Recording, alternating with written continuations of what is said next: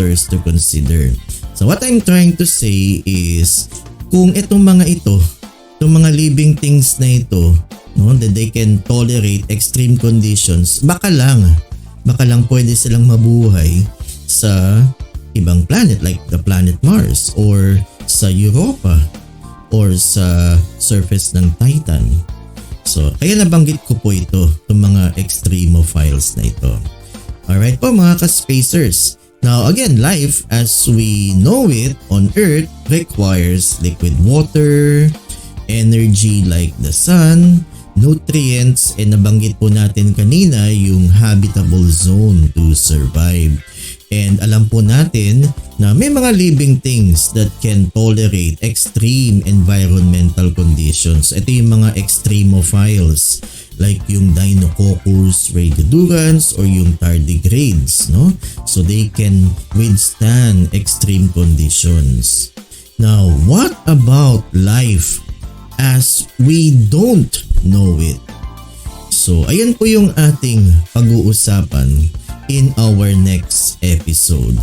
So in our next episode, mga ka-spacers, we will be discussing the possibility of life dito sa ating solar system, like the possibility of life on the planet Mars, the possibility of life on Europa, on Titan, and Enceladus. So ayan po yung ating episode.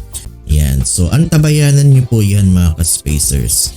So bago po tayo magtapos, again, napaka-importanteng batas ito to please like and share itong ating episode so that we could reach more people, lalong-lalo na po yung mga estudyante, so that they would be engaged in the sciences. So please like and share. Also like and share yung aming Facebook page ng Skywatchers Society of Las Piñas. And mga ka-spacers, pakisabit nyo na rin din yung aking Facebook page, The Science Guy Ka-Spacers Channel. And please like and subscribe sa aking YouTube channel, The Science Guy, Professor Jun Cajigal, para marami po tayong matulungan na mga tao, lalong-lalo na po yung mga estudyante, para ma-inspire sila to be engaged in the sciences. So hanggang dito na lang po tayo sa ating episode. So again mga ka-spacers, huwag niyo pong kalilimutan, like and share itong ating video. So shout out sa inyong lahat na nakatutok po ngayon sa ating episode, and shout out din po sa mga volunteers ko sa Skywatchers Society of Las Piñas and sa mga Skywatchers dyan, no? Shout out po sa inyong lahat. So hanggang dito na lang po tayo. This is your ka-spacer and space commander, Professor Jun Cajigal, saying live long and prosper. And always remember mga ka-spacers to always keep your space. So see you in our next episode. Goodbye everybody!